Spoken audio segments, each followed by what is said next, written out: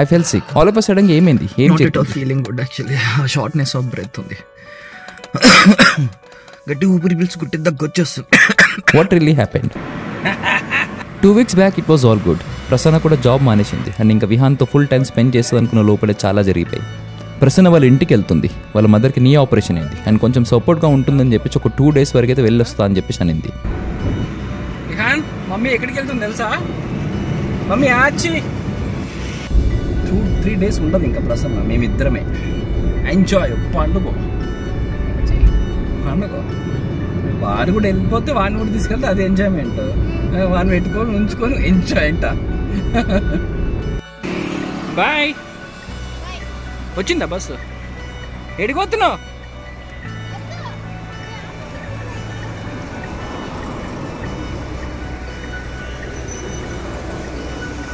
Bye. So అలా తన వాళ్ళ ఇంటికి వెళ్ళింది. చూడు మమ్మీ ఆ చెల్లింది. మమ్మీ ఆ చెల్లింది రా. హైఫై హైఫై హైఫై ఆ చెల్లింది mummy. Hi-fi.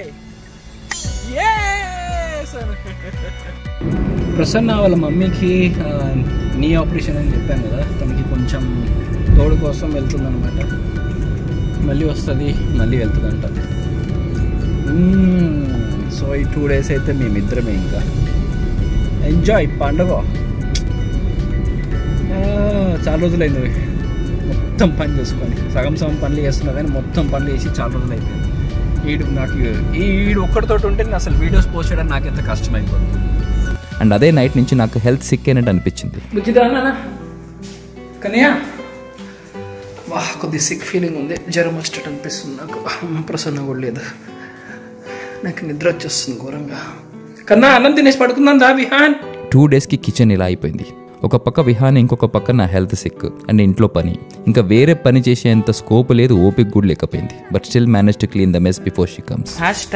Feeling sick, work break, hospital. ఎల్లం ఇంట్లో లేకపోతే 2 రోజులు ఏం తినొద్దు. ఎంత తిన్నా అమ్మా ఘోరంగా అంటే ఘోరంగా నీరసంగా ఉన్నది. నా వల్ల అయితే లేదు. 2 days ట్రై చేసిన సెట్ అవుతుందేమో అని అట్లే హాస్పిటల్కి వెళ్తున్నా. Vihaan come let's go. చెప్పులేసుకును. ప్రసన్న 2 days తర్వాత అయితే వచ్చేసింది. అప్పటికి నేను బాగా వీకెండ్ సిక్ అయిపోయాను. హాస్పిటల్కి వెళ్ళాము. బాగా వీకెండ్ సిక్గా ఉన్నాను చెప్పేసి సెలైన్ పెట్టారు. తర్వాత కొంచెం బెటర్గా అనిపించింది. యాక్చువల్గా అయితే ఈరోజు actual 2 days back full video పెట్టాలి. అస్సలు చేత కాలేదు, ఇంకా వదిలేసిన. Actually sick leave, #sick, #work break. నా బుక్స్ వచ్చేసినాయి. ఎంఎస్ఓ వాటర్. Thank you sir. తగ్గుతున్నట్టే అనిపించింది, కొంచెం హెల్తీగా అనిపించింది. బట్ నైట్ మళ్ళీ వీక్ అయిపోయాను. సర్లే మెడిసిన్స్ వేసుకొని మార్నింగ్ వరకు అయితే మేనేజ్ చేశాను.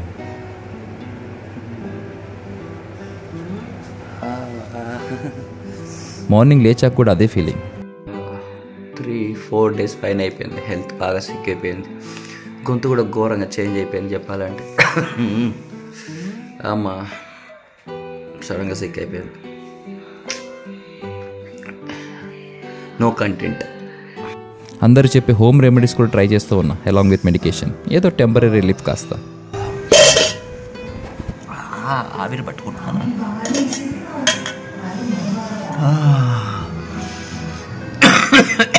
అమ్మా ఎప్పుడు తగ్గుతుందిరా బాబు ఇది?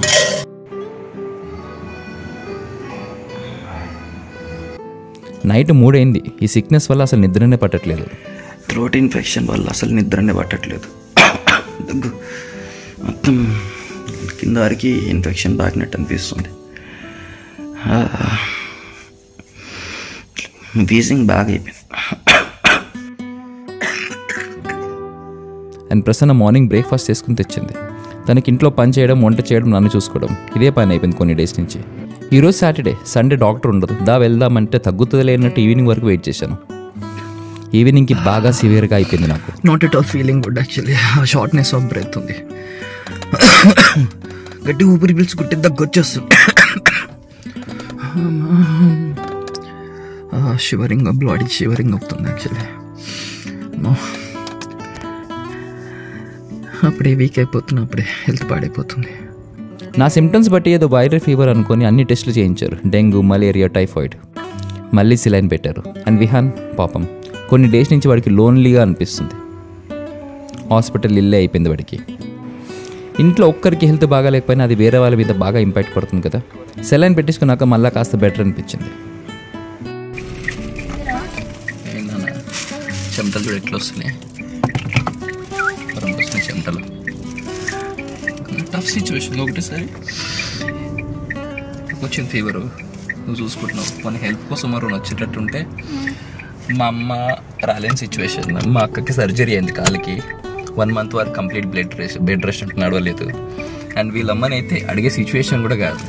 2 నీ సర్జరీ అయిపోయినాయి. ఒకసారి ఇట్లా అనిపిస్తుంది, నీ అమ్మ అందరుండి ఎవరు లేనట్టు అనిపిస్తుంది.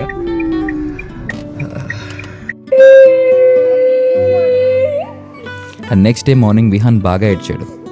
బాగా దుఃఖం వచ్చింది. ఏంటో చెప్పడానికి కూడా రాదు పాపం వాడికి.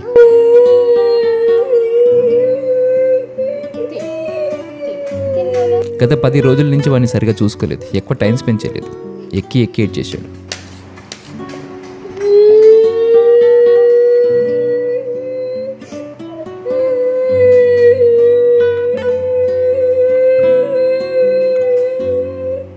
ఎంత ఓదార్చినా ఒక అరగంట అయితే ఎక్కి ఏడ్చేసాడు.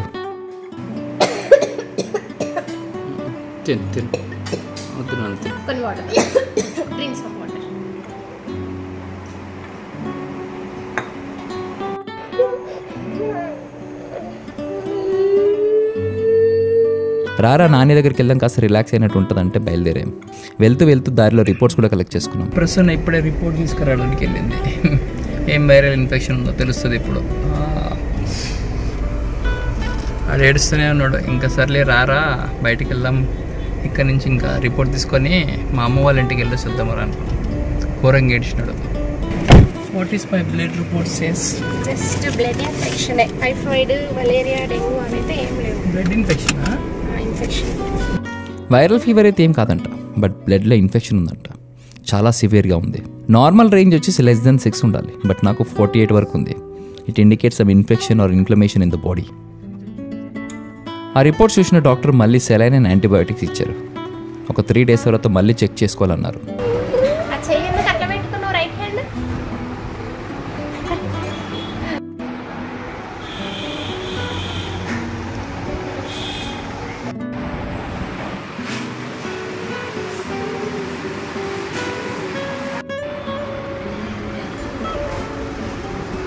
Is day 5 or day 6 sick hai?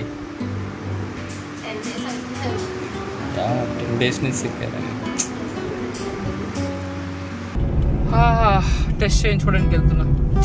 ఇంట్లో ఒక్కరికి బాగా లేకపోయినా అందరికీ ఇబ్బంది కదా. అండ్ 3 days మెడికేషన్ కోర్స్ తర్వాత మళ్ళీ చెక్ చేసుకోవడానికి వచ్చాను.